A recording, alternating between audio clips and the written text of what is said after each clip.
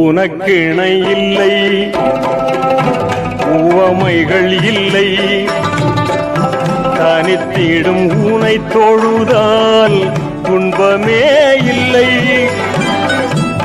ஆதி இறையோனே ரஹ்மானே மறையோனே ஓ ஆற்றல் மிகும் அல்லாஹ் உன்னை போற்றுகின்றேன் அல்லாஹ்.